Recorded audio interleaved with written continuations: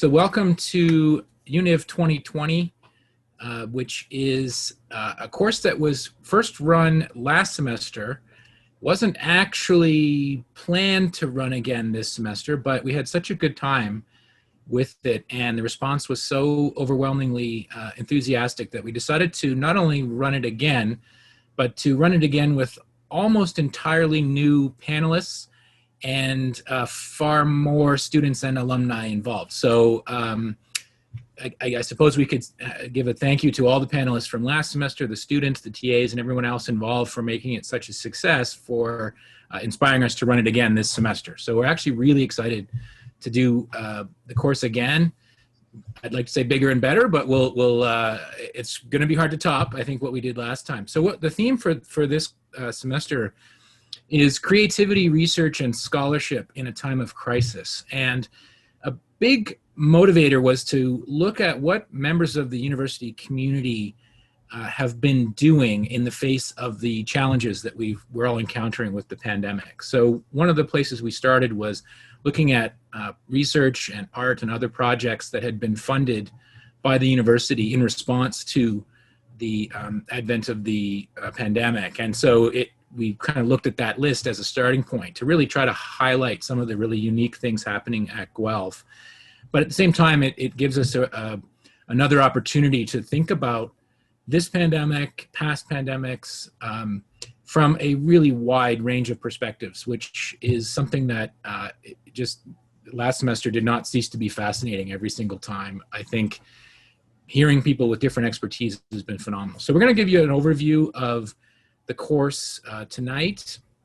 This will be the first panel discussion as well, and so hopefully you'll settle in and get a sense of how this will all work. We'll give you a little bit of detail on logistics, and you'll have an opportunity to get clarity on some of those things for the students in the course through CourseLink and in your seminars once those begin as well.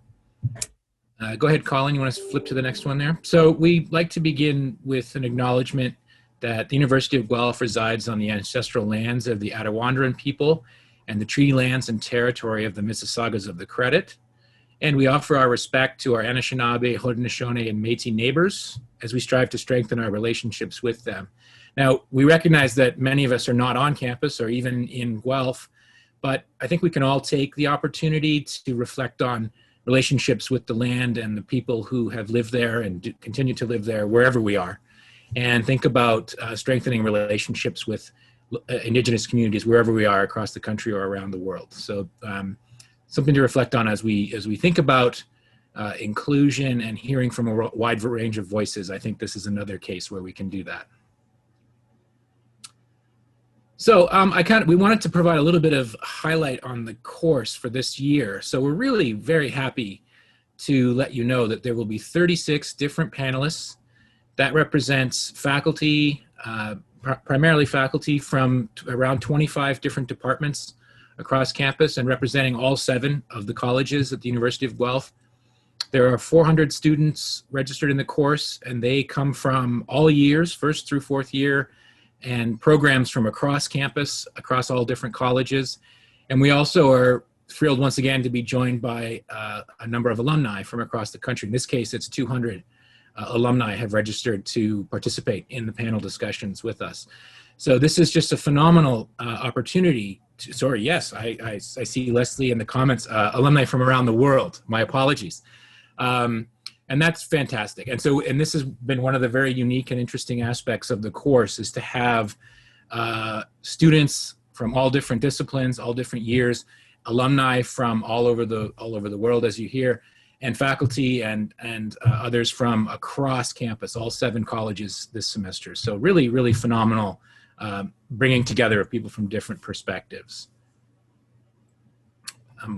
So we wanted to get a sense of where people are from. So I already stand corrected that there are some folks from outside of Canada. So we were thinking of just turning on the annotation function here in Zoom, and you can just make a little mark on the map to let everyone know kind of where you are logging in from tonight. So we have the Guelph area at the top. So if there's folks that are in town, then the obviously Canada, and then from elsewhere in the world. And we're actually pretty interested to see where everybody's from.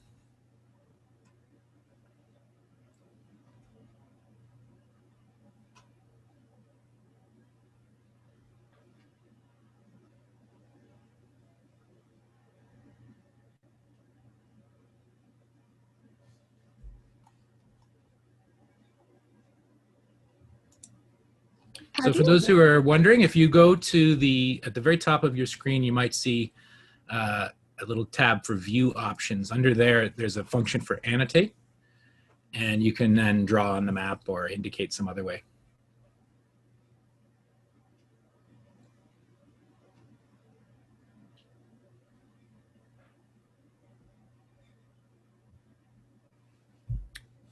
Very cool. So this is not obviously not a scientific survey of any description, but I think it gives us a sense that we do have folks from coast to coast. And it's one of the advantages, we try to find silver linings whenever we can in this situation. And I think one of the silver linings in running a course in this format is that we've actually been able to have people from all over the place join us in these discussions, whereas that would have been very difficult to do, I think, if we've been delivering a course like this in person, for example. So in any case, there we have various people. It also looks like living not on the planet, so that's extra exciting. I had no anticipation that we'd have space dwelling participants, but welcome.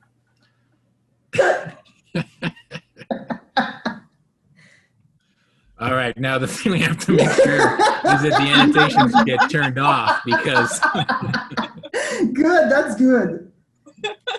All right, fantastic. So lots of people from Guelph, or at least Southern Ontario, but you can see there's people from all over the place, and that's really, I think, a really special part of the course. Now I have no idea how we clean yourself up. Saturn. Is it time? I think we're good. Yeah. So I see a spaceship. This is good. All right. Next okay, slide. so, yep, I think is it you, Sophie, or is it still me? I think it's me next time. Okay. Next slide. Yes, so we'll give you a bit of a sense of the course. Usually we'll try not to talk too much about the course mechanics in the Tuesday evening panels, because we have the alumni here as well. So your seminars, your weekly seminars for the students, that's what they're there for. Your TAs, we have 8 TAs. We'll talk to you a bit more about that later on in the class. They're there to help. I should say I'm Sophie. Hi, and we'll talk a bit more about who we are in a few slides. And I have Coco Leo with me, my dog, and he often pops in, so you will see him all semester. He's sleeping right next to me right now. So we'll talk to you a bit about the course and the mechanics tonight, but most of the time we'll try to keep that either for the UNIF 2020 email account, for course link, or for your seminars. So in terms of the format, there's the Tuesday evening panel. So every Tuesday, all of us meet in the panel, students and alumni, from 7 to 8:50. And every week you'll see we have 3 to 4 panelists every week, and we'll show you the lineup for the whole semester in a few moments. And it always starts with a brief introduction of the panelists from Ryan and I, and then we have a short presentation by each panelist, and then there is a general discussion. And so what we will ask you, and we'll talk about it a bit more later on, but we ask you to use the chat for this because we're way too much to have people come on audio. And Ryan and I facilitate, so we read all of your questions in the chat, and we try to either pick some or bundle some together or ask things that the questions make us think about. Sometimes if the panelists are not have time, some of them manage to answer a few questions that are very specific to themselves in the chat as we're speaking, but we kind of take it every week as it goes. So that's the Tuesday evenings. And then every week, the students, you will have a 50-minute seminar with your graduate teaching assistant. They don't start this week, they will start next week. And in the seminars, you will talk about that week's panel and then the readings associated with it. So I'll go to the other slide. So in terms of the readings, the first few weeks are already all on course links. So if you go to the content section, you will see the readings and you can click for each week. We show you the readings. They're usually short newspaper articles. Sometimes they're government documents that each panelist has recommended for their particular topic. And for alumni, you get an email every Monday about the class, and the readings are there. They're suggested, you don't have to do them. Students have to do them, alumni it's entirely suggested. And so you'll have them every week. And in terms of the course assessments for the students, you see the breakdown there. There's a participation grade that's associated with the weekly seminars. You don't have to come to every seminar, but try to make most of them. And when you do participate, right, it's not about just showing up, it's about contributing to the seminar, talking about the panel and the readings. Every night, every Tuesday evening, except tonight and the last class, we will, Ryan and I will send a few questions to you to choose from for a short weekly assignment. So there'll be 10 in this semester, but we only count your 6 best. You have, we give it to you on Tuesday evening. You have until the next Monday to answer. You'll see in the course outline how many words. I think it's 400 to 600 words for the question you choose. And we count the best 6. So either you do only 6 or you do 7 or 8 or 10. You do as many as you want. And it only improves your grade because we'll count the 6 best. And then there's a final assignment that's due on April 23rd. And there's a lot of information about it already on CourseLink, but then we'll put more later on. But it is either a research paper, or we encourage you, and you'll see throughout the semester, often for the short weekly assignment, there's an option to do a creative piece. So either take a photo and comment on how the photo makes you think about the panel. So you'll see a lot of that kind of stuff. So we have an option to have a creative assignment as well for the end. So there's information on that on CourseLink, and then you can also talk about that during your seminars. That's it for this slide. There's a lot of questions, but I haven't read, so I don't know if Ryan's kept up. Oh, it sounds like you have. All right, so we can go for the next slide. This is me. Okay, so we'll do just some brief introductions so you know who you're dealing with. For the alumni and students who are in the panels, you'll see primarily Sophie and myself will be the I guess hosts, maybe is what you'd call it, but Colin DeMille is also here every time. You can see him here. He's sort of running the show with the slides and so on, so you'll be interacting with him as well. And for the students who are registered in the course and will be participating in the weekly seminars, you'll be interacting largely with one of the TAs listed here. And you'll notice that we've got 8 different graduate teaching assistants from a bunch of different departments.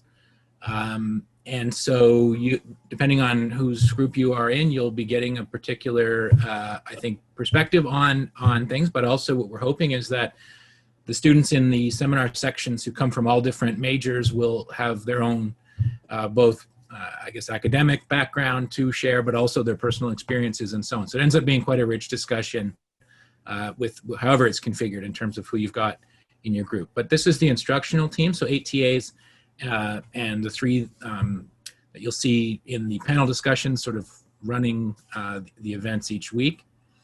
And if you move to the next one there, Colin. Back, yeah. So, but I do want to point out that the planning and development of the course, including lining up speakers and setting the themes for each week and so on, actually involved an entire team. So the 3 that you've just heard about, that Sophie, Colin, and I were involved, but also Dr. Elizabeth Finnis, Dr. Karen Gordon, Annie Bankos here. I think I saw you, Annie, from Alumni Affairs and Development, and we'll hear just in a moment from Dr. Malcolm Campbell, who's the Vice President Research at the university. And so this was done in collaboration across different colleges, but also in this semester involving Alumni Affairs and Development and the Office of Research directly in planning the panels and format and so on. So that's been a really interesting experience too, to get the perspective of different units on campus. Has been really quite cool. So we did want to ask Dr. Campbell, Malcolm, to just give a brief introduction. Interesting piece you probably mentioned, but Malcolm is an alumnus of the University of Guelph and participated in the course last semester in that capacity, and then was integral in helping us plan this semester in his role as Vice President Research. So we've asked him to say a few opening words before we get rolling tonight. Thanks very much, Ryan, and hope you can hear me okay. Everything's just fine. Excellent. And welcome, everyone. It is truly a pleasure to be here this evening and to welcome you to the Pandemics course. I note that Ryan used the word brief and quickly. I will welcome you all here this evening. So I'll keep my remarks to a mere 4 or 5 hours before turning things over to the panelists this evening. In all seriousness, it is wonderful to have everyone here. This is an incredible course. As Ryan said, I did participate in the course last semester as an alum. So I am CBS 1986 and CBS also, rather CPES actually, 1991.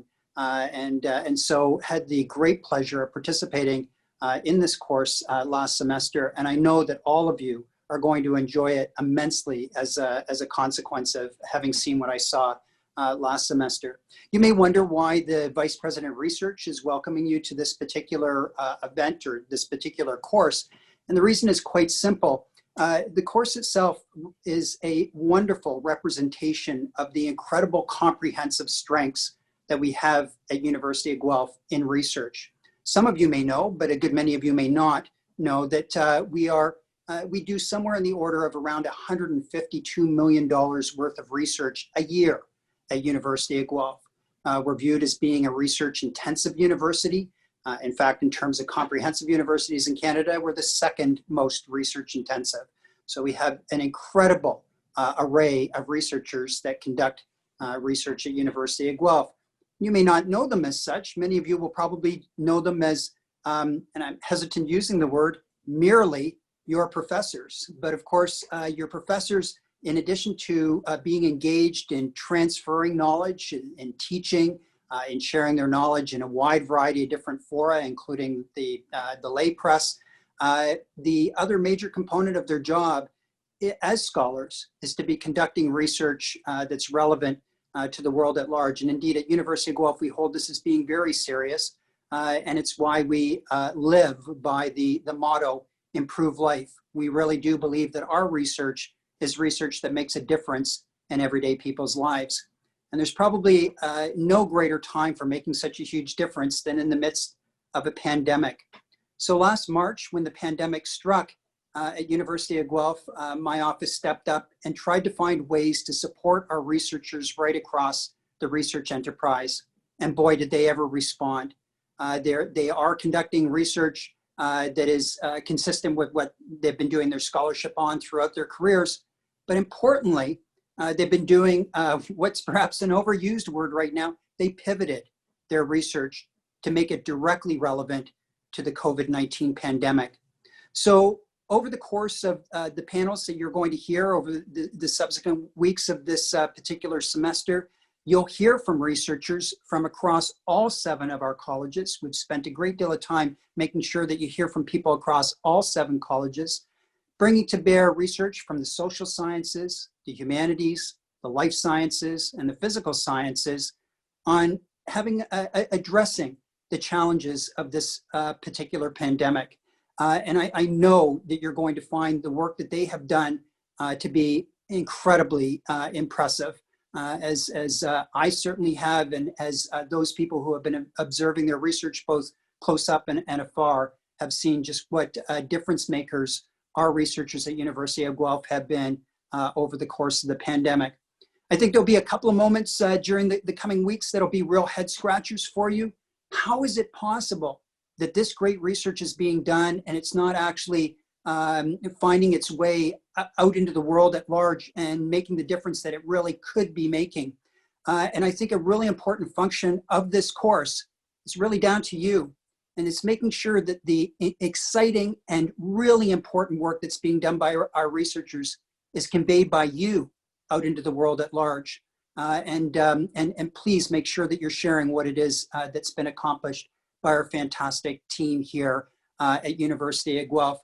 I want to finish up with some acknowledgements. First of all, the 300 students that are participating in this course. It's absolutely fantastic to have you here. Really glad that you're taking this course. Make sure to engage in it as fully as you possibly can. One of the things that Ryan and Sophie did not mention is that this course has many what I would call MCU moments, Marvel Comic Universe moments. That is to say, just when you think the movie's done, there's, oh my God, Thor's hammer, where did that come from? You are going to find that there are exactly those sorts of moments here within the pandemics course. Make sure that you're always paying attention. You're going to have your Thor's hammer moment to be sure. So, welcome students. Great to have you here. The 200 alumni who are participating from around the world, and apparently from out of this world. I always knew Griffins were out of this world. It was great to see that proven this evening. For the alumni who are participating from around the world, fellow alumni, fellow Griffins, great to have you here. I know you're going to enjoy the course immensely. Make sure that you're sharing Griffin pride around the world as you learn the fantastic things that our researchers are sharing. A final acknowledgement goes to the team that put this together. I'm going to start actually with Andy Benko for the alumni out there. Andy's from Alumni Affairs and Development, did a fantastic job in helping us transact the course. And of course, the teaching team, just absolutely phenomenal. You're going to be meeting them throughout the rest of the semester. Colin DeMille, Beth Finnis, Karen Gordon, and of course, your fabulous hosts, I'll call them, Ryan Gregory and Sophie LaChapelle. And you're going to have a wonderful time with them. You'll note that I hang around every night as much as I possibly can, and generally jump in at the moment for those at the end, pardon me, for those MCU moments. But do enjoy the course. It is a fabulous one. Make sure you share what it is that you've discovered throughout the semester. Share that Griffin pride with people and just enjoy. Take care, everyone.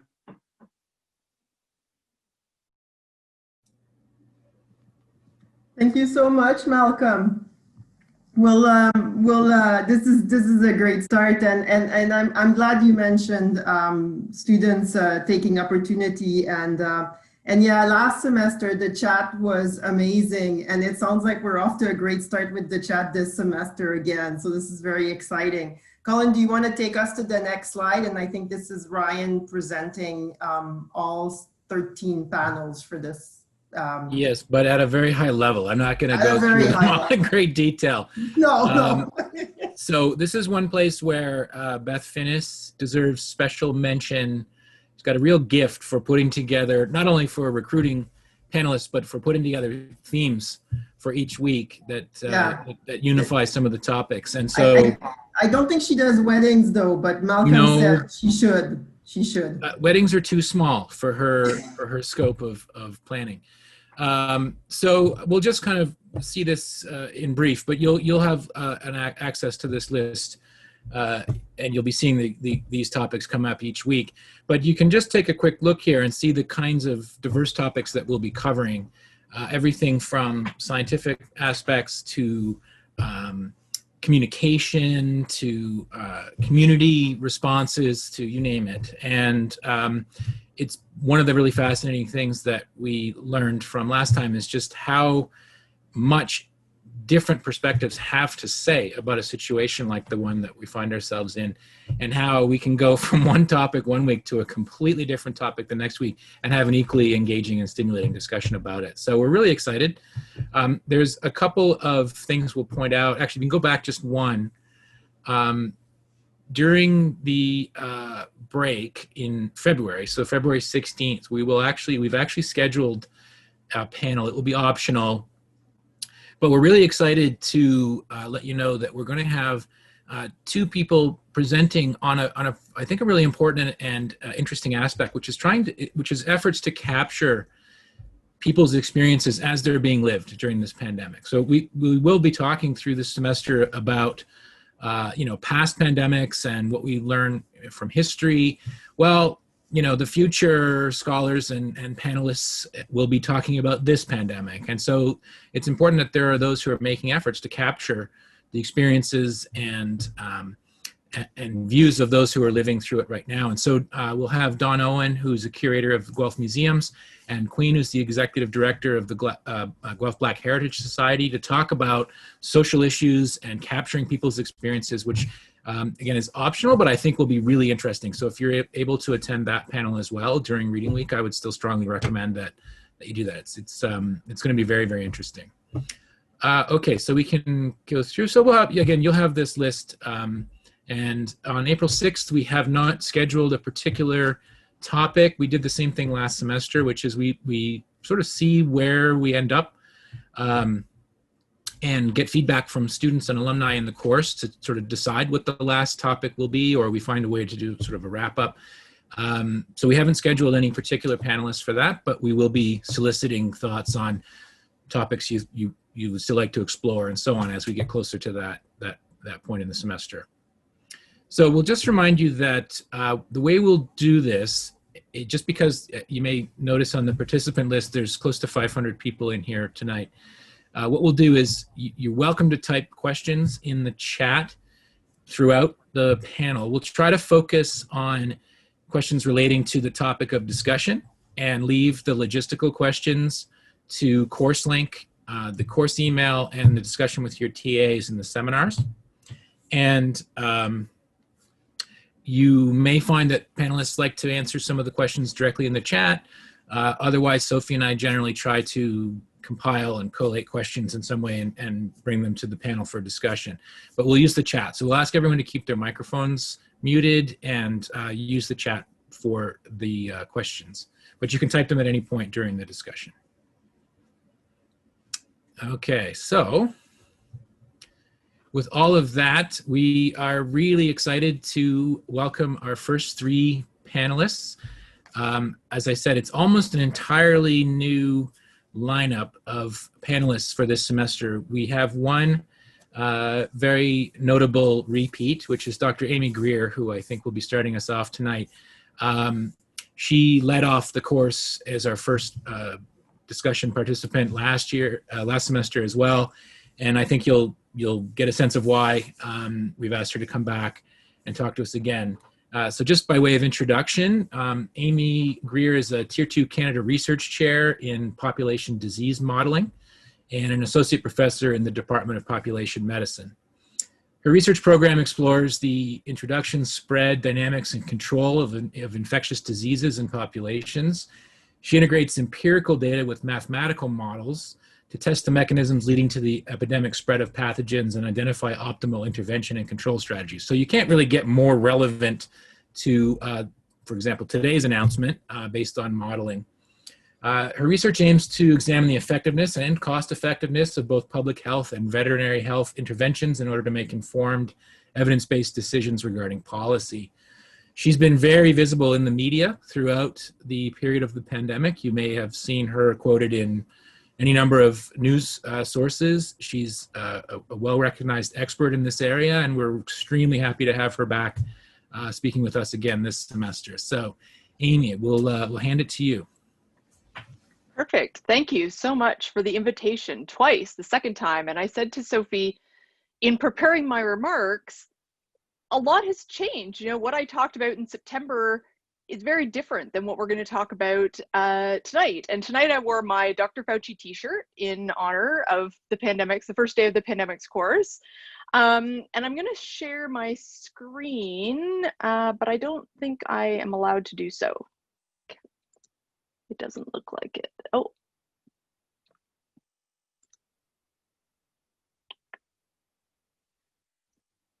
All right, maybe I can share my screen now. Here we go. Okay. Yeah, looks like it works. Perfect.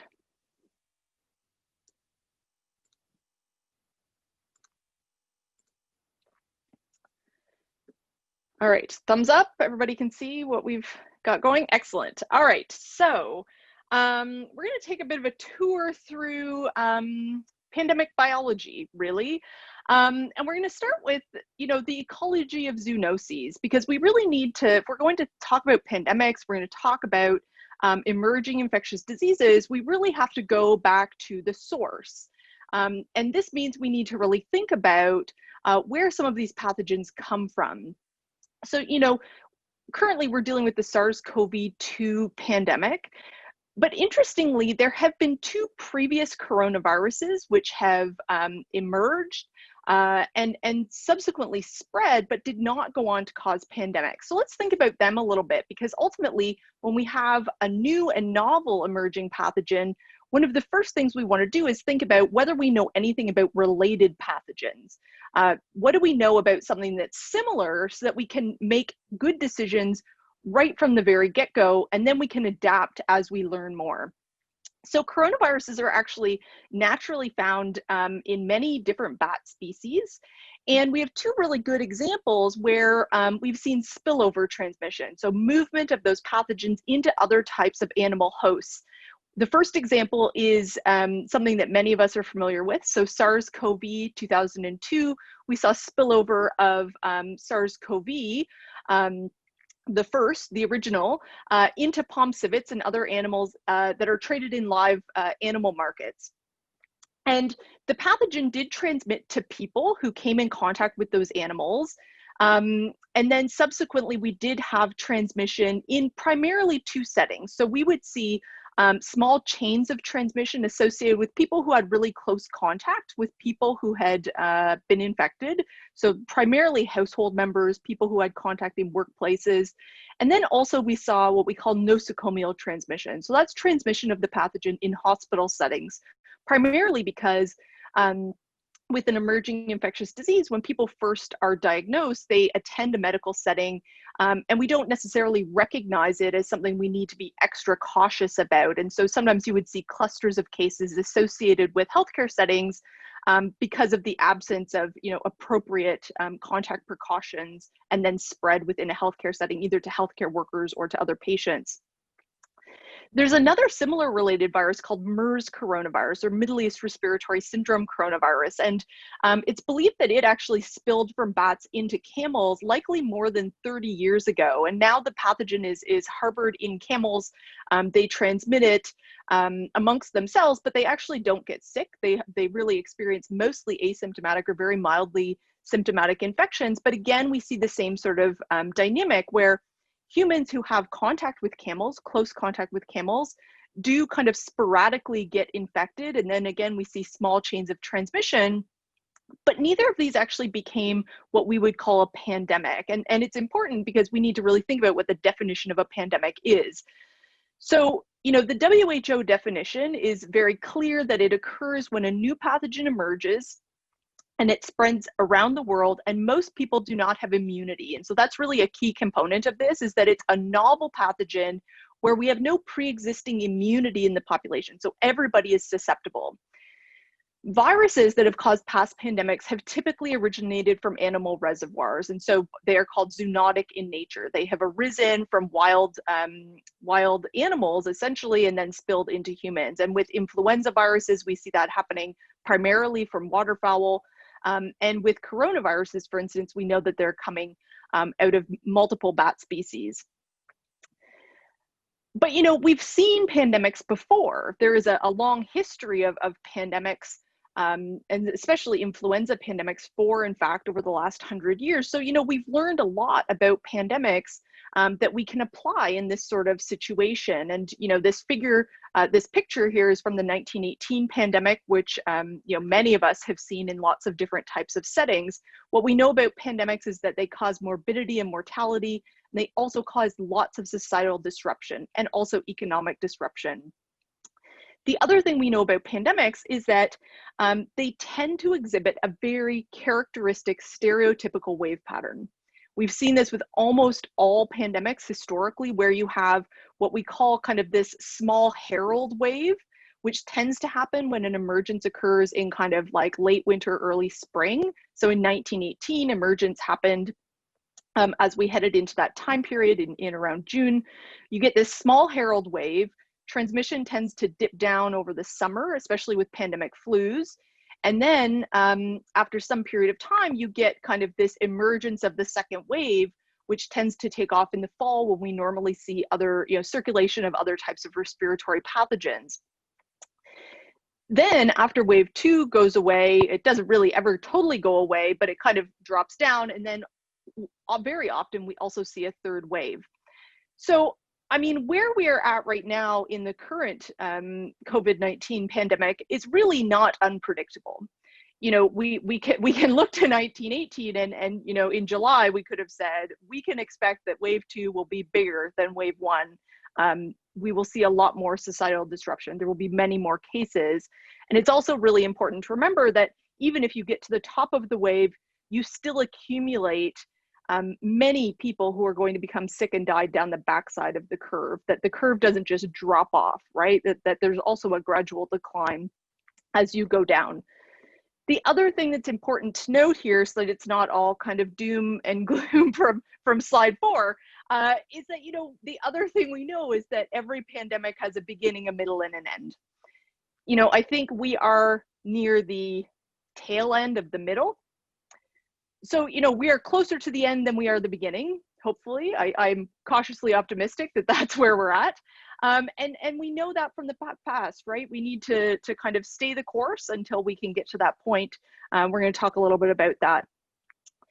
Pandemic preparedness in Canada, you know, post-SARS, things changed a lot. You know, we have the SARS inquiry, the Naylor report. We have all of these things that happened post-SARS. We have the Canadian Pandemic Influenza Preparedness planning guidance for the health sector, which is publicly available online. It's a really thick document, has a lot of appendices where we talk about how we will address all sorts of different things: antivirals, vaccines, infection prevention and control in hospitals, surveillance, laboratory testing.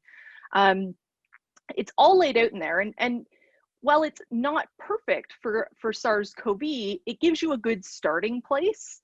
And it's important for us to recognize that the CPIP, or the Canadian Pandemic Influenza Preparedness Plan, has two main goals. The first goal, which takes priority over the second, is to minimize serious illness and overall deaths. The second goal is to minimize societal disruption. So those are really everything we are going to do in terms of action is rooted in those two goals. The other important part is that when we have the emergence of a new pathogen, we have to identify two important characteristics. The first is clinical severity. So if we think about this pathogen in the human population, how sick do people get if they become infected? We consider that clinical severity. You can see that on the x-axis of this graph. On the y-axis is transmission. So we want to know about clinical severity, but we also want to know about transmissibility. How easily transmitted is it between people? Because that also gives us some hints about what we're going to need to do to control. And you can see here that, you know, where the pathogen falls in these quadrants gives us a starting point. And, you know, it's important to recognize that even in, you know, early March, here in Canada, we were still not really 100% sure where SARS-CoV was falling. And that's epidemiologically a common thing, because your first cases tend to be, you know, you get flagged to the fact that you have a problem because people start appearing at hospitals really super sick. So you tend to kind of overestimate clinical severity in the early days until you understand how much is kind of mild illness in the community. You may kind of underestimate transmission depending on that. So there are a lot of things that you need to kind of figure out early on. When we think about transmission, this is a key component. And, you know, in January 2021, most of you have probably read at least one news article that talks about the reproductive number. And this is really, you know, how we document transmission. So we want to understand, for one infected individual, how many new infections do they create? And the reason why this is important is that it's the difference between, you know, exponential epidemic growth and a dynamic where you just kind of have this low level or kind of slow burn transmission. And so here you can see that if the effective reproductive number is 4, that means each infected individual infects 4 new individuals, generates 4 new cases before they recover. And then each of these 4 go on to infect on average 4 more, and it continues. So you can imagine that with an R of 4, you get very explosive growth. With an R1, you get more of this slow burn type dynamic where one infection generates one new. So like the first person recovers or dies, and then you get a new infection. And so really you're kind of just replacing the old infections and not generating a massive number of new ones.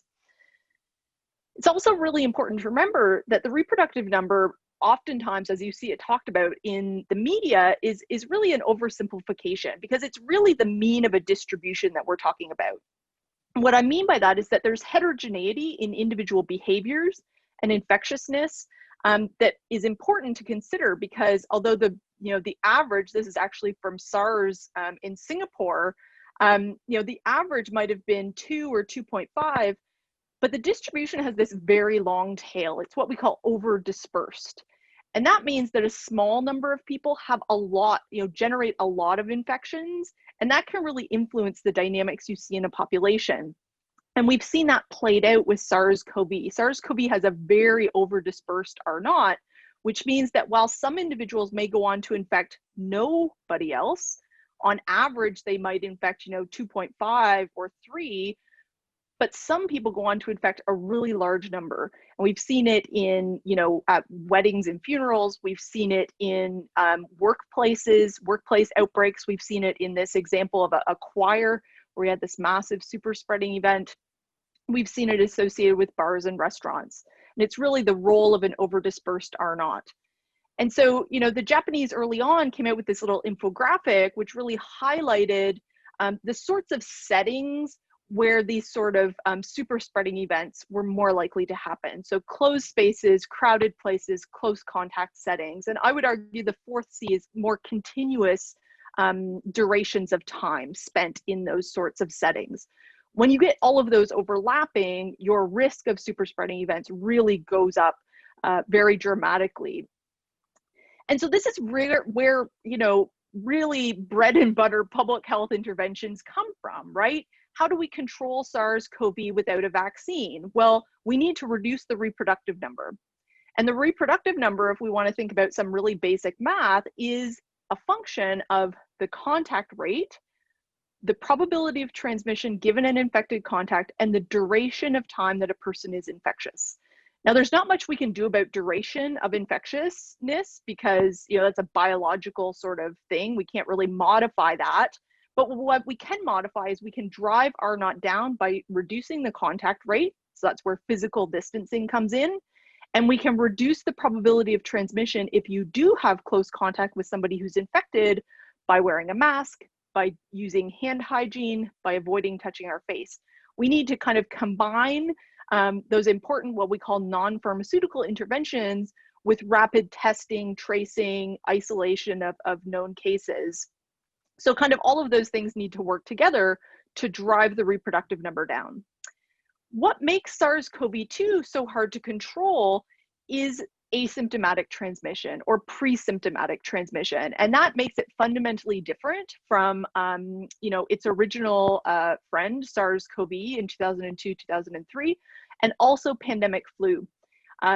So SARS-CoV, people transmit, they are infectious to others before they feel unwell.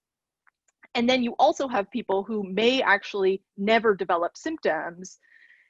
This is really tricky. And this figure here is from a very seminal paper in infectious disease dynamics, though I think was in PNAS or maybe Science in 2004, where they show that there's a relationship between that basic reproductive number, so transmissibility, and the proportion of infections that occur prior to symptoms. Because if you can tell people to stay home when they're sick, and they don't actually become infectious to others until they feel unwell, that works really well. And with SARS-CoV in 2002 and 2003, people didn't actually become infectious until they were symptomatic. So stay home when you're sick works well if you are SARS-CoV-1, if you are smallpox. If you're a pathogen like HIV, where you can be asymptomatic and still infectious to others, it makes it very hard to control. And in fact, we think that, SARS-CoV-2 somewhere falls in here, which means, again, the biology contributes to some of the challenges we have with control. You know, these are data as of today, and certainly it's no big surprise based on the media reports that have been released in the last couple of days. We have seen continued rises in cases. So the top panel is cases per 100,000 in the province of Ontario, increasing cases. You know, increased testing, maybe reduced testing in kids over the course of the holiday break. But in general, we are seeing really skyrocketing percent positivity, especially in kids younger than 19, but percent positivity increasing in all age groups quite dramatically. The other thing, if you remember what I said, was that we have to combine our public health interventions with really good testing and tracing. This is a figure, you know, what happens when you start to have lots and lots of cases is that gets harder and harder and harder because it takes so much work to turn tests around really quickly and to then contact trace. And it's even harder when people who are requiring contact tracing name a lot of contacts, right? Like if people who are being contact traced name like 40 or 50 contacts in the period that you're tracing, that's going to take a lot of work. So we also have this other issue, which is that this is from one Ontario public health region, specimen collection to reporting within 1 day. Only about 25% of tests are coming back within 1 day at this point. In this health unit, you know, less than 50% of cases of identified reported cases are moving to contact tracing investigation within 1 day. That's really tricky, right? You need to be able to act quickly to get those people into isolation. And if it takes too long, then their contacts have already become infectious by the time you find the index case. So, you know, when things get really dicey, control gets really hard for a bunch of different reasons. So a small plug that, you know, one way that we can help contact tracers and testing is to download the COVID Alert app. If you haven't already, if you want to ask questions about it at the end, I'm happy to answer them. It's not a contact tracing app, it's an exposure notification app, and it's important to know your exposure status. So the WHO recommends that in a public health emergency, you keep per test positivity below 5% in order to maintain your testing and tracing capacity. This is per test positivity by Ontario Public Health Region. Right now, there are 7 public health units with greater than 10% per test positivity. A great many more who are over 5 but less than 10. Any public health measures we put in now will take 3 to 4 weeks to actually show up in the data. So we are, you know, I would expect all of these yellow health units will likely be in the red within the next 1 to 2 weeks is my guess. So, you know, the situation is not great. We have, you know, very significant amounts of community transmission right now. And, you know, these are the data that were presented from the Ontario modeling table today. We're seeing 7% growth on our worst days, which is, you know, the actual worst case scenario in the modeling. We're tracking kind of right on track here between 3 and 5%, but 7% growth on some days.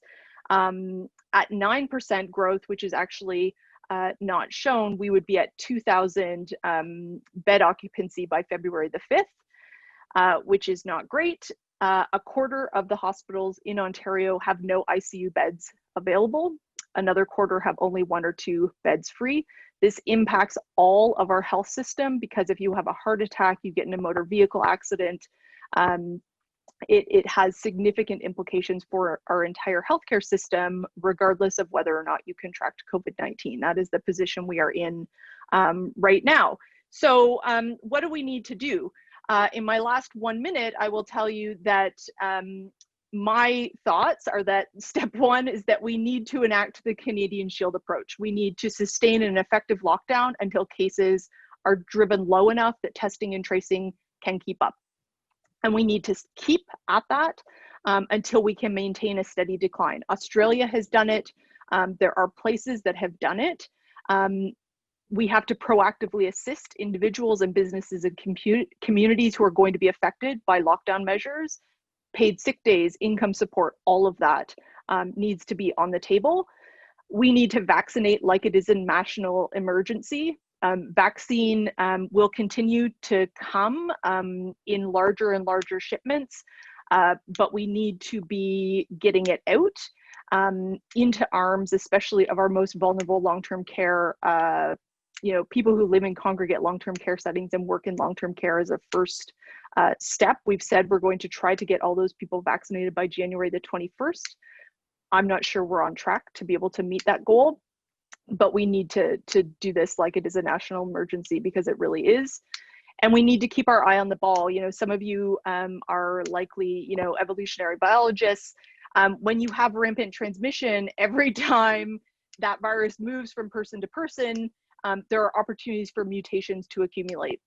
And when that happens, you get emergence of new variants, and sometimes those new variants can have different types of characteristics. So we have seen now the emergence of 2 new variants, much higher transmissibility, including what appears to be a greater propensity for transmission in kids. And you can see here, this is Ireland, where the new variant has rapidly taken over. And I've never seen an epidemic curve like this before, really, having done this for a long time. It's straight up.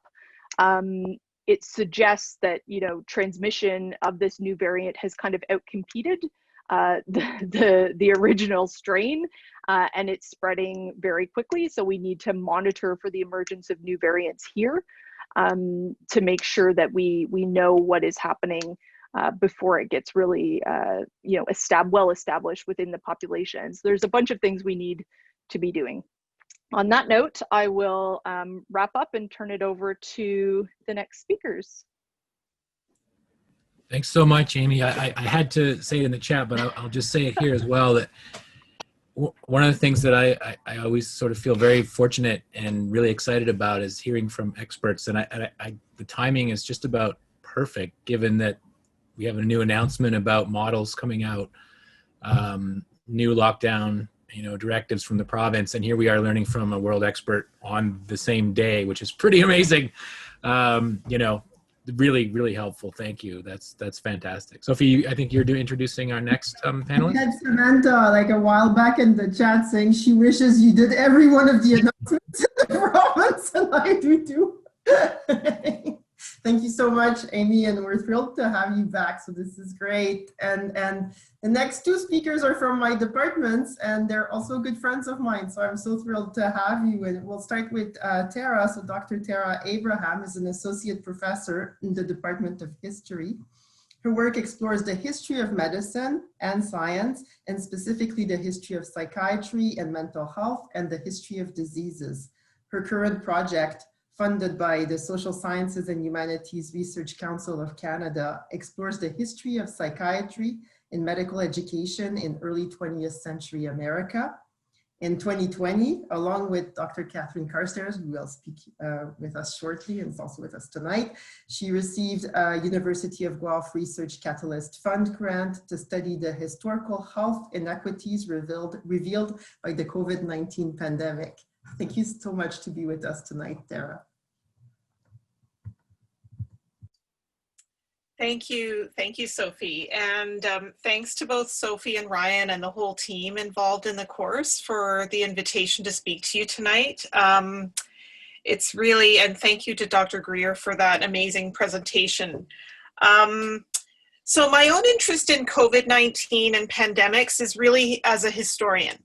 I do have an undergraduate degree in biology, so some of the language surrounding viruses and infectivity and so on is somewhat familiar to me, but I'm really a historian of medicine and science. I teach a course on disease and history, and in that course, I ask students not only to understand diseases and epidemic diseases in their biological effects, in how they are infectious and spread, but I invite them to think about how epidemic disease has shaped the past. So how can we understand history through a look at epidemic disease? How have events such as the Black Death, such as the influenza pandemic of 1918-19, and other sorts of epidemics, how how have they shaped human history? But I also ask students to think about how historical contexts shape responses and understandings of disease. So diseases and how we understand them, how we ascribe meaning to them, and how we make sense of pandemics are always shaped by time and place. And there are three themes that often come up in my history of disease course through my teaching the history of epidemics and pandemics. And these are all themes that come from concrete historical examples, and I think they apply to the COVID-19 pandemic. The first is the way that these events, epidemic disease events, inevitably highlight social inequities. So they highlight inequities that existed all along, but are somehow brought to the surface and brought to our attention through epidemic disease. So social inequities is the first kind of major theme surrounding epidemic disease for my history students. So groups that were vulnerable or marginalized prior to pandemics and epidemics often suffer disproportionately from these events. The second theme is that the health and the elimination disease is something much more than biological. And we saw this with Dr. Greer's presentation as well. It's not just vaccines. It's not just social distancing. It's a combination of very complex remedies. And there are social elements that play a role in health, sanitation, wealth, gender, race, and class. These are all things that will contribute to overcoming epidemic disease. And finally, history can tell us that fighting pandemic and epidemic disease regularly involves various stakeholders working together. And we see this almost daily through the COVID-19 pandemic as well. But if you look at pandemics and epidemic events in the past, this has always been the case. Socially vulnerable groups, public health officials, governments, politicians, communities, families, parents, children, physicians, hospitals, all of these groups must work together to fight epidemic disease. And so this last theme gained particular relevance for me last summer when Catherine invited me to work with her on a project that explored the impacts of COVID-19 on vulnerable groups and the ways that historical and social health inequities have been highlighted by the COVID-19 pandemic. And my own research related to this project was shaped by my own experience on one kind of front line of the pandemic, which is being a working mother who faced the potential closure of public schools last summer by the province for the fall of 2020, and how I had to navigate the extension of school closures then, and now, especially during this very devastating second wave, the extension, as we were told today, by the province, the extension of school closure till February 10th. So last summer, what really occupied my thinking was trying to discover how mothers and families experienced pandemics in the past. So we're all, working families and children are really finding it very challenging to deal with lockdowns, school closures, online learning, balancing work and parenting. So I wondered how did mothers and families experience these sorts of epidemics in the past, and what were the mental health effects of lockdowns? And I landed on the string of polio epidemics that North America experienced during the first half of the 20th century. So while Ontario had experienced several polio epidemics during this period, its worst took place in 1937. And I began kind of flipping through the pages of the Toronto Star, kind of in the late summer, early fall of 1937, and I saw remarkably the same sorts of debates and emotions play themselves out on the pages of the newspaper surrounding the question of school closures and the stresses that were being experienced by families. So polio, unlike COVID-19, was a summer or is a summer disease, at least during these kind of epidemic years in the early 20th century in North America. It struck children disproportionately. It results in muscle deterioration, paralysis, and sometimes death. And so because it struck children disproportionately, because it was a summer disease, parents had a really deep-seated fear for their children during polio outbreaks. Between July and October, they would watch their children really closely for any signs: neck stiffness, headaches, stomach upset. Mothers kept their children at home. Playgrounds were deserted, and parks, pools, and beaches were closed. And there was a lot of anxiety, despair, and a sense of kind of a loss of control. And the same sorts of measures were put in place in 1937 in Toronto. So I looked at the Toronto case, and in 1937, the medical officer of health in Toronto decided to delay school reopening several times and eventually not opening them until mid-October.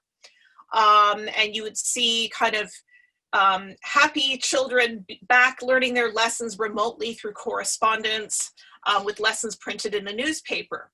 But there were the same sorts of debates in 1937 around school closures as we have been seeing last fall and now again in January of 2021. Debates between municipal health officials, school trustees, parents, provincial officials, and so on. And people had different ideas about what would make children safe. So some believed children would be safer in schools rather than roaming on the streets. School trustees were divided. Some thought closures were important. Others felt that schools would make the children safer.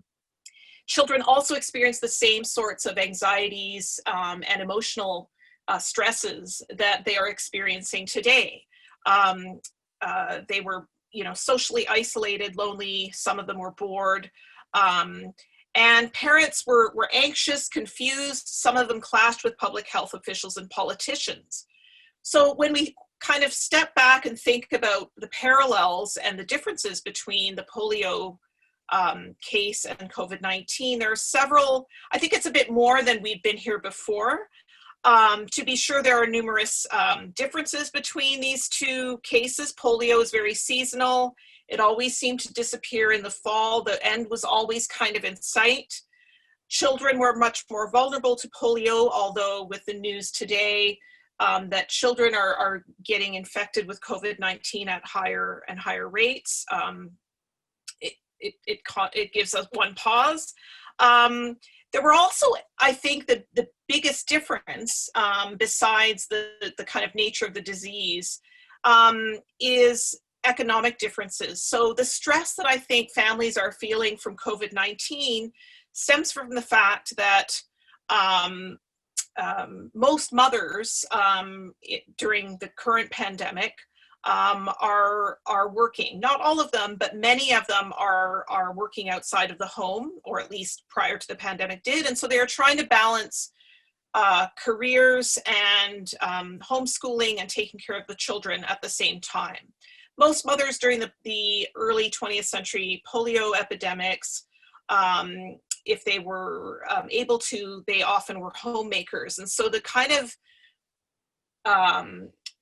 the mental health strain was there, but the economic complexities were much different.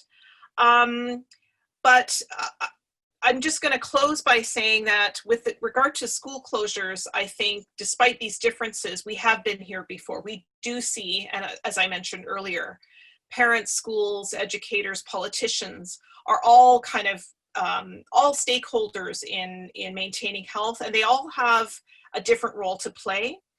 And I think in the case of COVID-19, in part because of the complex economic impacts of the pandemic on working families, particularly single mothers and frontline workers, public health means much more than kind of preventative or kind of in the moment sort of solutions. Many working families have pointed to the need for longer term solutions, the need for example, smaller class sizes, more investment, and long-term investment in keeping children safe. And this is, again, one of those issues that the pandemic has shone a light on, but whether long-term kind of solutions come into play remains to be seen. So I'll leave it at that for now. Looking forward to your questions. Thank you so much, Tara. And you didn't see it in the comments, but the audience, people didn't realize that the article, one of the articles was by you, and they were saying, oh, it's like the article. The article was really good. So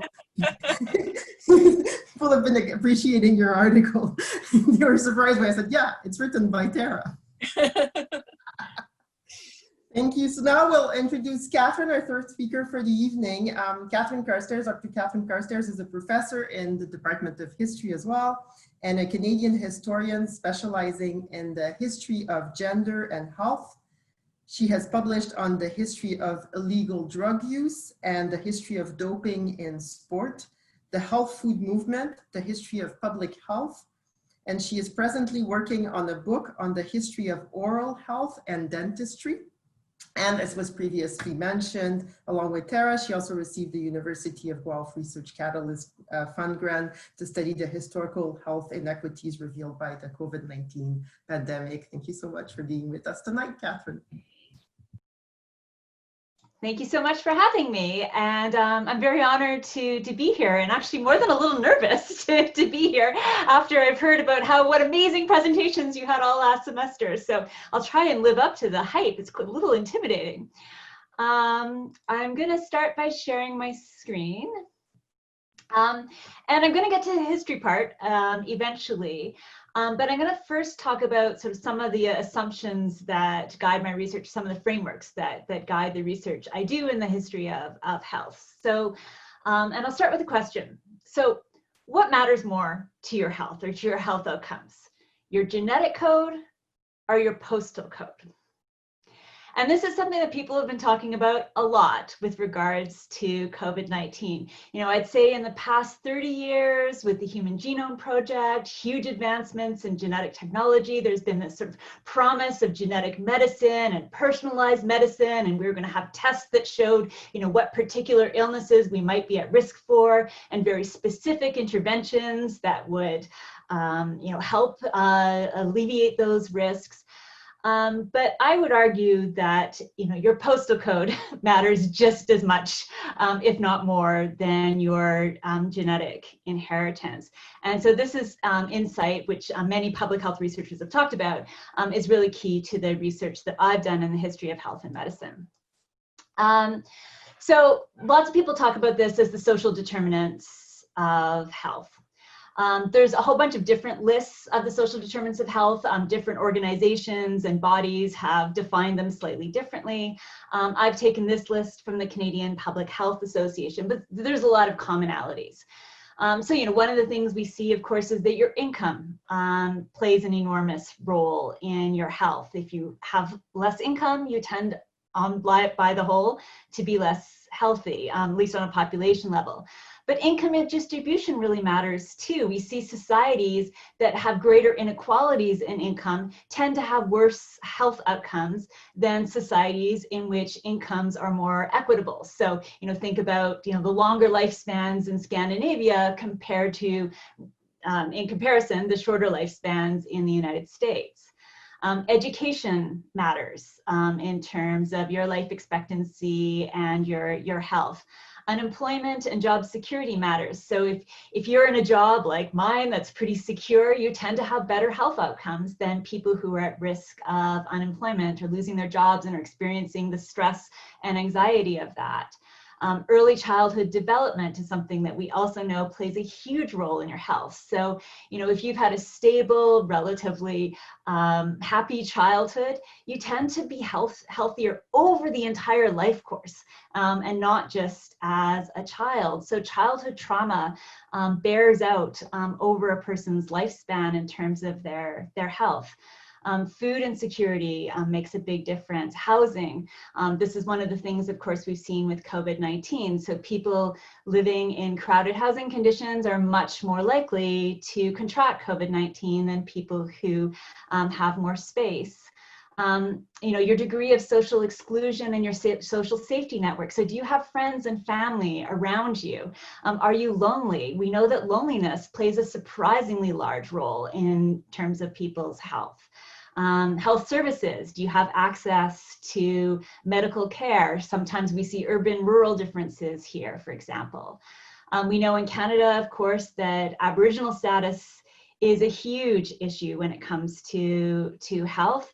The process of colonialism and the inadequate healthcare that's been provided to Indigenous peoples in Canada over the year has meant that, in today, Indigenous people have much shorter life expectancies than settler Canadians. Gender plays out in complex ways that I won't get to here. They've listed race. I would say racism is actually what has the bigger impact on health. So, if you're constantly being discriminated against on the basis of your skin, if you're being denied access to healthcare resources, which we know happens in Canada, you have worse health outcomes. And of course, disability matters as well. And of course, this has been really, really clear when it comes to COVID-19. So who has been most impacted in Canada by COVID-19? I assigned the article about long-term care to you because, that's where we've really seen the tragedy of this epidemic play out. Even in the second wave, we're seeing 2/3 of the deaths taking place in long-term care. So, and here we see age obviously playing a role, but also the living conditions in long-term care playing a role here as well. We also know that people who work in long-term care, personal support workers, have been disproportionately affected. Indigenous peoples. Interestingly, in the first wave, Indigenous peoples did actually quite well. A lot of Indigenous communities have far more recent histories of infectious disease, right? They've seen tuberculosis go through their communities in the relatively recent past. They've been experiencing poor health overall for a long time. And so a lot of Indigenous communities responded really quickly and really strongly to COVID-19 and locked down their communities. And so they were quite effective, especially on reserve communities, of avoiding COVID-19 in the first wave. Sadly, that has not persisted in the second wave, and we've seen really rapidly rising rates in reserve populations of COVID-19 in the second wave. We also know, not surprisingly, that where you work makes a big difference. So people working in migrant laborers, as migrant laborers in agriculture, workers in food processing, especially meat packing, and factories have all had really elevated rates of COVID-19. And City of Toronto data shows that certain racial groups have been disproportionately impacted as well. So this is data from the first wave, from Toronto Public Health, and this is a graph that comes from CBC. But you can see that in Toronto, 48% of the population of Toronto is white, but white people only account for 17% of the people who've contracted COVID. By contrast, if we look at Black Torontonians, they comprise only 9% of the population of Toronto, but account for 21% of the COVID-19 cases. And this is something that we've seen in past epidemics as well. So when the call came out, thank you, Malcolm, for COVID-19 grants, Tara and I immediately thought we need to look at the health inequalities that are going to emerge and sort of apply our historical lens of what we know about the inequalities that have emerged from past pandemics and sort of use this to maybe sort of predict what might happen with COVID-19. So I'm going to finish by talking about the 1918-19 flu epidemic, which is often miscalled the Spanish flu. Some of you may know that it's the Spanish flu because Spain was neutral during World War I, and so they had the most open coverage about the flu. A lot of other countries, including Canada, were under a lot of censorship, so the newspapers didn't talk about it. And so it became the Spanish flu, not because it was from Spain or because it was particularly widespread in Spain, but just because they had the most open press about the flu at the time. So flu was not a reportable disease when the Spanish flu broke out. And the public health infrastructure was very different from what exists today. We've gotten much better at data in the 100 years since the Spanish flu. So there's a lot of uncertainty around the numbers with the Spanish flu, and you saw that in Amy's slides as well. Our best estimate is that 50,000 Canadians died of the flu in 1918, 1919. So it was an enormous death toll. But the population of Canada was only about a quarter of what it is now. So that would mean if we had the same population in 1918-19, that would be 200,000 deaths.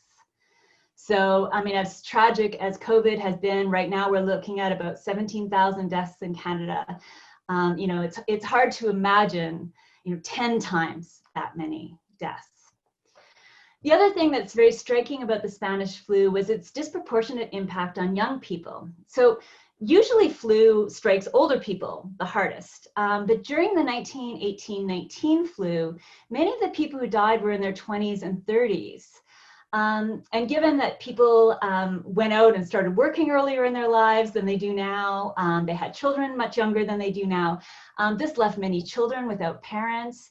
And in many cases, it absolutely devastated household economies, as well as breadwinners as breadwinners passed away. We know that Indigenous communities were particularly hard hit during the Spanish flu. The Department of Indian Affairs indicated that the death toll amongst Indigenous peoples was more than 5 times the Canadian average. The Spanish flu killed nearly 4% of the Indigenous population of Canada. Residential schools, not surprisingly, were deeply impacted. They had crowded living conditions. There was very poor food, quality of food at the schools, often inadequate food. All of this made students vulnerable. At the Spanish River Residential School, which was about 120 kilometers west of Sudbury, 16 children died at that school. The spread of the flu on many reserves was the result of crowded living conditions, and then the high mortality was due to poverty and lack of medical care. Flu was more likely to turn into pneumonia when people were hungry and cold. At the Hobbema Reserve in Alberta, a medical student who went to go assist reported that families of 8 or 9 people were living in one-room shacks without any ventilation. Many families had no food.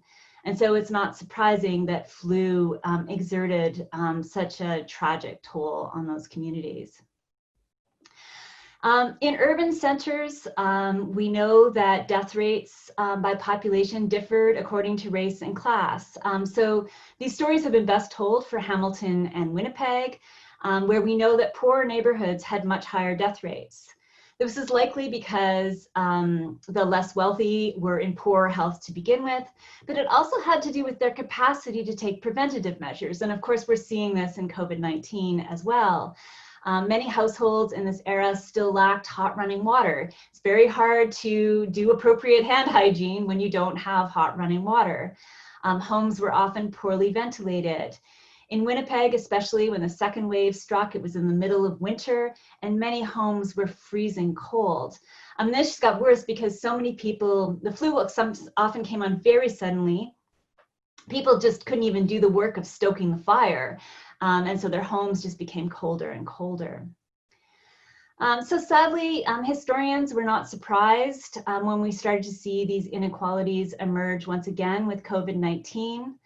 And I would argue that in some respects, the inequalities are even worse today when many of us, especially those of us with higher incomes and education, can do things like working at home and ordering our groceries online. This is not available to many Canadians. So at the beginning of the epidemic, some people talked about COVID-19 as a great equalizer, but it's clear that some people are far more at risk than others. So that's that.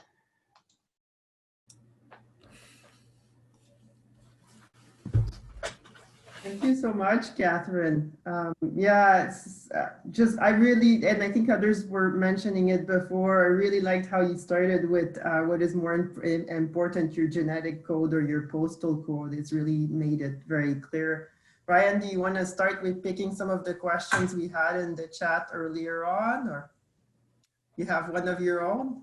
Well, yeah, so I usually like to maybe go with one of my own. But Amy, maybe I'll start with you, Amy, just because you were first. You mentioned that having spoken to the course in the first offering in September, and now here you mentioned, I think right at the beginning, that a lot has changed. I'm curious what you would highlight as things that have really changed. I think, or maybe things that have changed, and is there anything unexpected? It's not, when you hear historians are not surprised by certain things, epidemiologists are kind of like, yeah, this is how it goes. Is there anything surprising about this particular pandemic? Yeah, sadly, I don't think there is a ton that is surprising, except for the fact that, so I mean, I think what is surprising to me is that we have, that it is January 2021, and there are large parts of the population and politicians and certainly many people who continue to believe what I think is a false dichotomy, which is that you either have to pick the economy or health.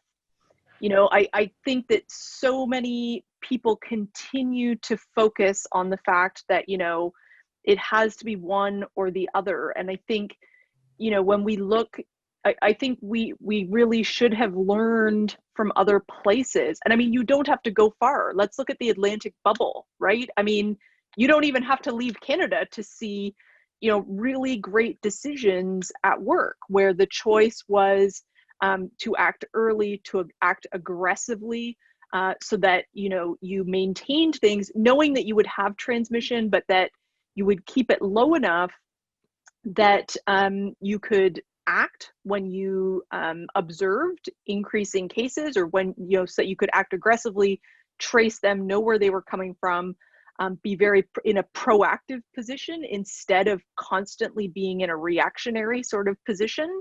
And I think, the Atlantic provinces are a great example of the fact that when you act in that way, you put yourself in a position where, the economy can continue to thrive because people aren't scared to leave their house, right? People are not scared to, they are still taking measures. They are still being diligent around, recognizing that the virus is there.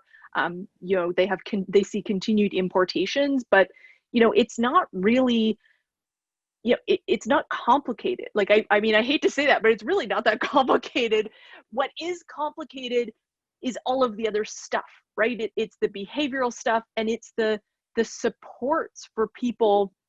Like, when you allow transmission to continue to increase, and I think I have said this before, and some of you may have heard me say it before, if you allow transmission to continue kind of unabated, what you get is it's like a fully loaded freight train, right? Like, the longer you let it go, the longer it's going to take to slow it down, the more aggressive you're going to need to be, and you're going to need to do it for a longer period of time. And, there were groups that advocated for COVID-0 early on, who advocated for that in the summer.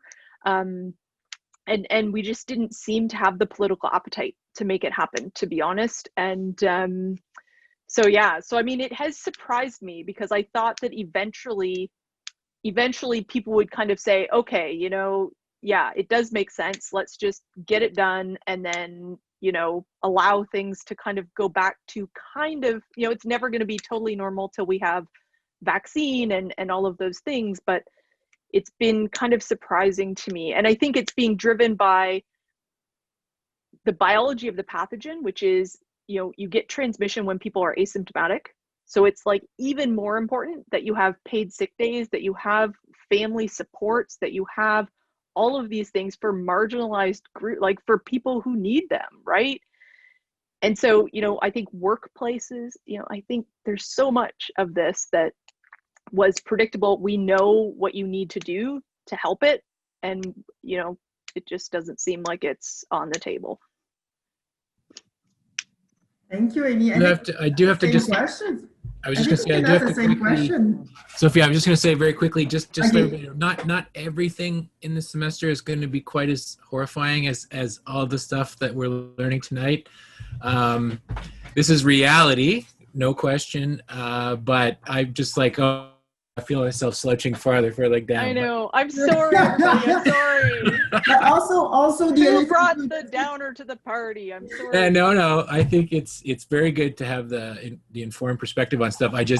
There's also a lot of other sorts of topics, but I mean, I think we are learning a lot about how people react, what they are and are not willing to do collectively, and the theme that came up many times last semester was about a pandemic not creating but exacerbating existing inequities. So these are all issues that we already had. They're just much more visible. So yeah, I think the other thing, Ryan, like, I'm glad you mentioned this, and also the chat is fantastic, and there's many questions, and this is awesome. And of course, we're not going to get to like 10% of them tonight, but we have a whole semester, right? I remember last time when you were here in the fall, and there were tons of questions that you're like, I don't know. We're like, well, we have somebody next week talking about exactly that. So it's the same thing this semester. I was going to ask the same question to Tara and Catherine as historians, right? What is really not surprising at all from this, and what has surprised you about this particular epidemic and how it's playing out?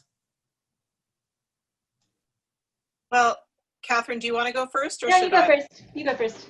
I mean, one of the themes in my disease course is the idea that, we have scientific medicine, kind of laboratory medicine emerging in the 19th century, antibiotics, vitamins, vaccines start, proliferating. And the lesson kind of the course is that unless you address things like poverty, racism, gender inequity, unless you address those social things, those kind of behavioral things, all of that scientific medicine is just not, it's not the kind of magic bullet, or it's not the solution to everything. So that despite, by the end of the 20th century, despite all the advances in medicine and science, you still need that kind of, you still need to address those problems. And I think what struck me about, so in that way, it's not, to answer your question, Sophie, it's not surprising because, often the sort of pandemics and epidemics we've talked about in the history class have been either way in the past or somewhere else, right? Like there are epidemics happening and have been happening all over the world for decades, but we've been protected. We've got primary health care. There are certain things that, yes, we're lucky we have, but, now all of a sudden it's real. It's something not quite as abstract. But I think in reference to what Dr. Greer said, I don't think it's necessarily pandemic preparedness. It's about addressing the problems that perhaps will just generally make us more, kind of live in a more equitable society, so that the economically vulnerable aren't also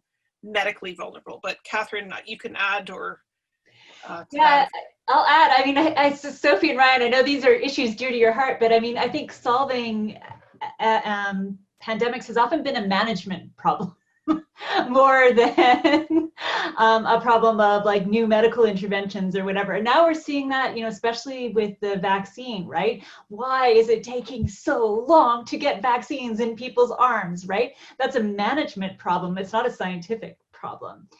But the issue that I would raise, I think to me what's really strikingly different about this pandemic is some of the tools that we have at our disposal to do physical distancing that just weren't available to people in the past. I mean, you've all been attending school online for months now, in a way that I think actually works surprisingly well.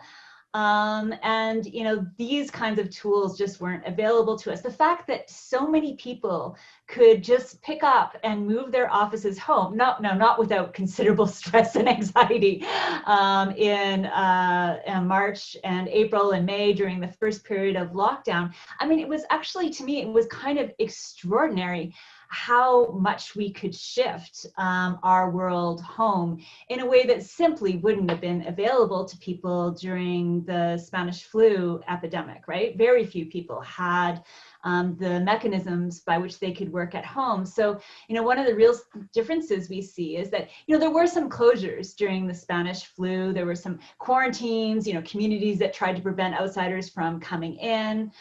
We also saw theaters being closed, sometimes places of worship being closed, places that brought together like huge groups of people were often closed, but often not for very long. And the scale to which we have, I think, adapted to this pandemic and changed our behavior accordingly is actually, I think, quite remarkable as a society. So, despite all the failings that we see and the way that people haven't been willing to follow the rules, I also think there's actually quite a remarkable story to be told about how willing so many people have been to change their lives to combat COVID-19.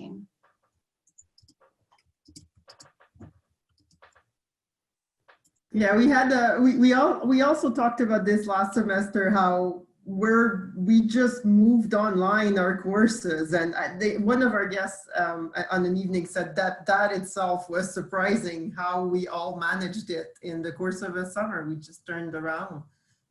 Maybe Ryan, I don't know if you have a question. I'll ask something because there's a few questions that we had in the chat that kind of speak to each other. The first one was from Rashida, and it's mostly to Amy. It's like, are we expecting a third wave? And then there were a lot of questions about what would that third wave what will that third wave look like?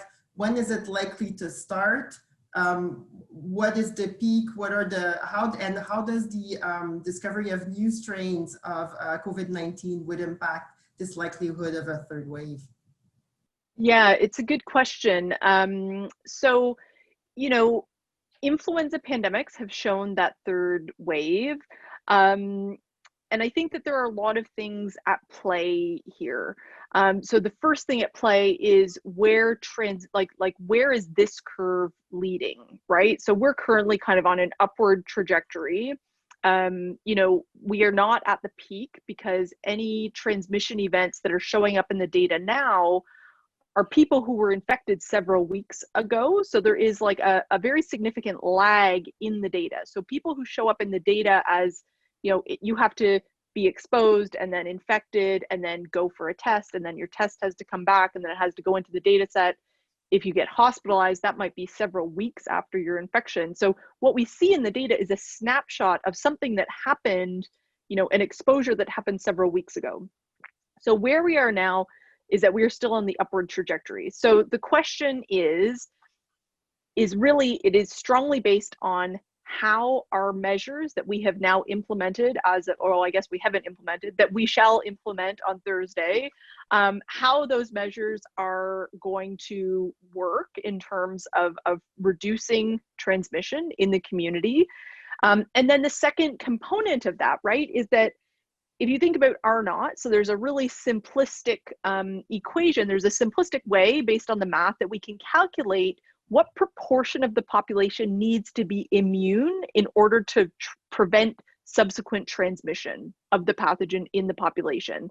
And so transmission depends on how much of the population is susceptible. You can become immune by having a natural infection and recovering and having naturally acquired immunity, or you can become immune by vaccination. So when we talk about herd immunity, which many people have probably heard of, we use herd immunity in the context of vaccination to say, like, how much of the population would you have to vaccinate? And that's going to depend on the R naught. The higher the R naught is, the more people you have to vaccinate to be able to slow transmission.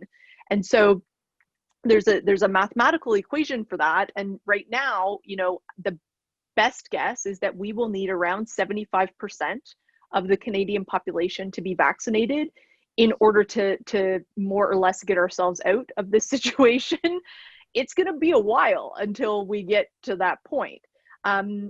So it will depend on where we're at, right? I mean, if we get lots of vaccine into our most vulnerable people, if we really ramp up, like, how close are we going to be? I mean, people have been saying September. I don't know. But, the question will be, as we start to come down the backside of that slope, if we ramp up vaccine, we might be able to prevent a third wave, or more likely, maybe damp it down a little bit. Maybe it won't be as bad as it might have been had vaccine not already be starting to be deployed. But we're going to continue to have to maintain public health measures, even while vaccine programs are underway, for the foreseeable future. So we're going to have lots of different things that we're doing in order to try to prevent that third wave, or at least minimize it to the very best of our ability.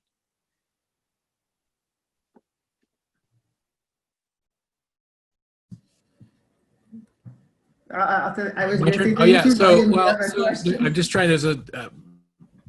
I don't know. I think the chat is even more active this time than in the past. I'm just trying to choose one of the questions, but I think there's a general theme of.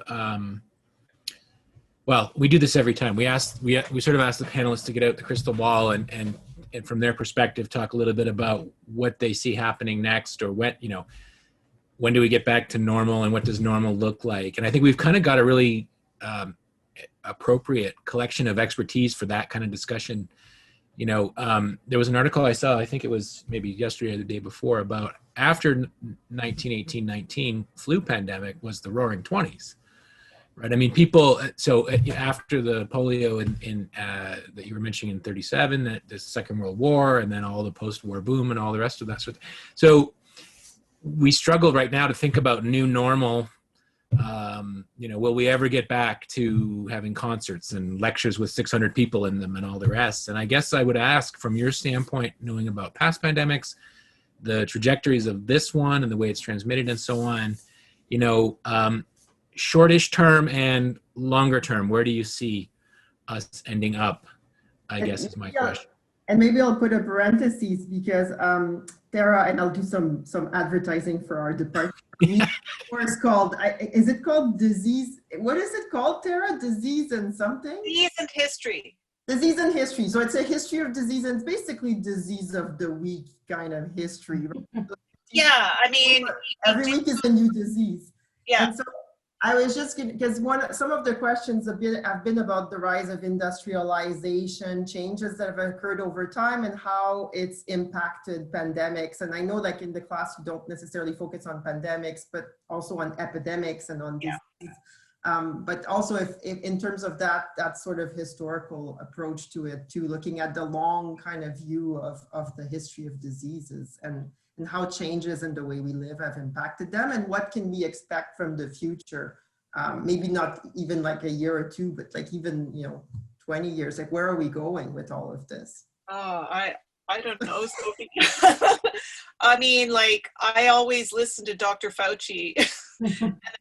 He's not a historian, but I can't. I mean, he's a classicist by training. And that's what we heard last time. That's great.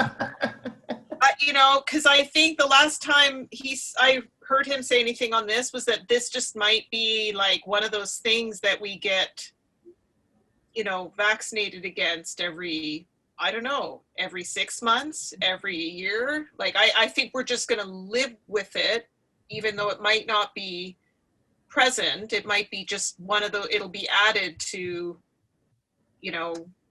and maybe even more vigilantly than like people. I got the flu shot in December with my son, but I don't think, but my daughter and my husband haven't. And, and I think people look at that vaccine as something not optional, but just, but I think if it becomes something that we just, and again, like I know the vaccines, it's not clear, even immunity from an infection or from a vaccine, it's not clear how long that immunity lasts. So I think going back to what Ryan said, we might have 600 student lectures, and I'm looking forward to seeing with my choir again in person.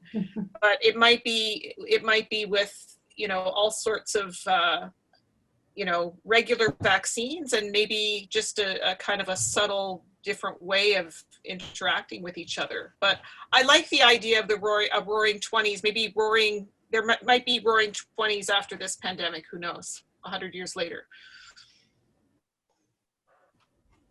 Amy, did you want to? Yeah.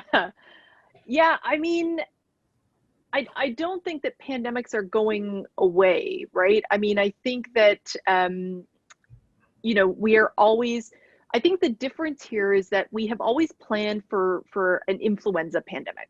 And there are a couple of things about an influenza pandemic that make it more manageable. Like, I mean, a 1918 type flu with high clinical severity, high transmissibility, would be devastating. But what we do know is that, we know how to make flu vaccine, right? I mean, in a worst case scenario, flu vaccine, even with a novel strain, we can produce in 6 months or less. New technologies, which are, based on tobacco plants and some of these novel technologies for flu vaccine, the estimate is that if we had a flu pandemic, we would be vaccinating probably within 3 to 4 months with some of these new technologies. So, I think the really, like, the thing that I struggle with is that, if you look at the WHO, and I think like 1999, the WHO published a list of like pathogens that we should start thinking about vaccine, production about now, because they were like on the list of the 10 things that would potentially cause like a global pandemic. In 1999, SARS coronavirus was on the list. And yet, we had this list, like what we might expect to see in terms of pandemics. And, there's not a lot of appetite to spend money on things that it's uncertain when or if they will occur, right? When we'll be out of this, I don't know. I mean, I think we will, hopefully things will be looking rosier as we head into the spring and summer. I think mostly, vaccine will be being deployed, but I also think once people can get back outside, I think that's, I think like from a like family and like personal perspective, I think, when you can get outside and have like a small amount of low risk, interaction, social interaction, that's going to like really help bolster people to get through to, September, or as we head into fall. I think the next couple of months are going to be rough. Like, I think they are going to be really rough for a bunch of reasons. But yeah, I mean, I wrote in the chat, I think that we are not going to solve the pandemic problem if we do not address larger issues, which is that you have to act on climate change. You have to act on like social inequalities. You have to act on basic, like, I mean, it just lays all of like our biggest, failures to bear when you have something like this happen. And I think we have to act on all of that, and in the hopes that, when it happens the next time, we have learned something from this. Because right now, I think if you go back to the Naylor report post SARS, I think you could read the executive summary and just add a 2 after SARS-CoV, and basically it's the same report. That maybe is a terrible way to end, but I think it's mostly true. Catherine? Yeah, I was going to comment on the Roaring Twenties issue because I read that article as well, Ryan, and I was completely annoyed. So I good. Well, then tell us. I mean, I would love to hear your take then. I mean, I think what's fascinating about the Spanish flu is actually until relatively recently, how little role it played in our historical narrative. Despite the fact that as many people died during the Spanish flu as died, and I'm talking about Canada here, as died fighting during World War I, it was those deaths from World War I that we really remembered and memorialized and spent a lot of time thinking about. And so I would argue that it was emerging from the war that caused the Roaring Twenties and not the Spanish flu, which was almost kind of an afterthought to the war at the time. And I think there's a variety of reasons for that. I mean, people were much more used to a higher rate of illness. I mean, you still have, children dying of childhood diseases in large numbers in 1918, 1919, something that, of childhood infectious diseases, something we just don't see anymore. So I think our attitudes towards infectious disease were quite different 100 years ago than they are today. And I don't think we can see anything like that emerging, partly for some of the reasons Amy's talking about, and that, we don't quite know how this is going to end. It's much less predictable than an influenza epidemic, but I also think the historical circumstances are really different. I think that touched on a few things that were coming up in the chat too about, you know, we have a lot of information about past pandemics and we kind of know how they tend to play out and stuff, but we have often asked what's different about this one. And I think you just nailed a couple of really important points. And you know, it's something to think about that people have gone through pandemics before in history, but they've also had just generally worse conditions in terms of childhood mortality and you name it, right? So we're pretty lucky in many ways in the current, you know, environment in which, well, a lot of us are in any case. And so our tolerance for that is probably very different, as you say. We didn't also just come off a world war, which is the other big piece. So I think it is useful to kind of do those comparisons with history, but it's not, we you know, the reason we need expertise on interpreting that is exactly what you've kind of illustrated here, I think, which is that it's not always obvious how things play out, and there are things that are different now. And the fact that it's not a flu is also very important. And I think really great to have those perspectives. I'm just cognizant of time. One thing that always happens, and it's a good problem to have, I would say, is that we never get close to covering all of the questions that come up in the chat, just because there's so much to talk about, think about. I did see there was some back and forth about a chat group. So I suggested having a discussion about setting that up in CourseLink, but there's also the CourseLink discussion forum itself. You'll have a chance once the seminars start to discuss more of the issues that come up with your peers in those discussion groups. They'll be reflecting on things as we go through with the weekly assignments. So, you know, this was a really phenomenal start to the semester. I want to thank the three panelists tonight. Just amazing presentations, and I keep coming back to how lucky we are to hear from experts in real time. You don't get to do that in a lot of places, and so I feel really privileged to hear from you all. Sophie, did you want to say anything else as well? I think if Colin wants to put back the final slides, and yes, I agree. And when Amy was talking about, you know, this being a bit of a downer and the next few months are going to be hard, I think we have this class and we'll have Tuesday nights. Yep. It always makes me happy. So thank you so much, Amy, Tara, and Catherine. This was a fantastic start to the semester. I'm really thrilled. And a reminder to students that, yeah, there's no seminar this week. They only start next week. And then the weekly readings are available to you on CourseLinks. And alumni, we had some questions. They will be always included with your Monday email that you receive about the course. And next week, you'll also have the readings for this week. I put them in the chat, but if you missed them, no worry. And we'll talk less and less as the semester goes about the mechanics of the class. We really try to shift that as much as possible into these seminars, or you can always email us at univ2020@uogolf.ca. Sorry, Colin, I just want to say about next week.